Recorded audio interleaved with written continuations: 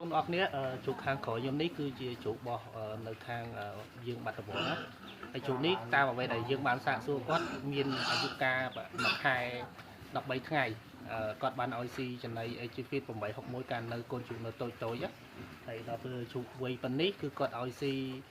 Agifit 162បូកជាមួយនឹងមេចំណីAgifit 168ហើយបូកជាមួយនឹងកន្ទក់មើលតាមពីស្ថានភាពដងខ្លួនការលូតលាស់ឬអីគឺមានភាពល្អប្រសើរហើយអ្វីដែលសំខាន់គឺសុខភាពនេះមើលពណ៌សម្បុរហើយការឡើងតាគៀកឡើងចោក្នុងអីផ្សេងណាអញ្ចឹងបើសម្រាប់បងប្អូនដែល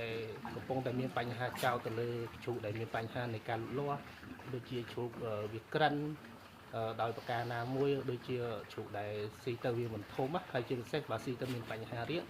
បងប្អូនអាចតាក់ទងមកខាងដេប៉ូរបស់ចំណី Agifit បានហើយដេប៉ូចំណី Agifit គាត់មានទាំងចំណីដែលគុណភាពល្អហើយគាត់មានទាំងថ្នាំពួក Agifit ដែរហើយថ្នាំ Agifit ក៏មានគុណភាពល្អដែរអញ្ចឹងកុំបដ ாய் ទុកជ្រូកយើងឲ្យនៅកើតជាបញ្ហាយើងអាចកែខៃ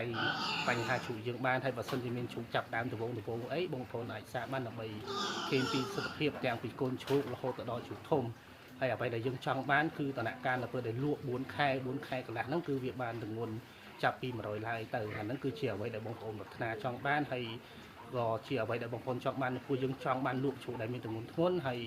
ជ្រូកដែលប្រើរយៈពេលខ្លីអញ្ចឹងបងប្អូនអាចងាកមកប្រើចំណី Agifit បានអរគុណ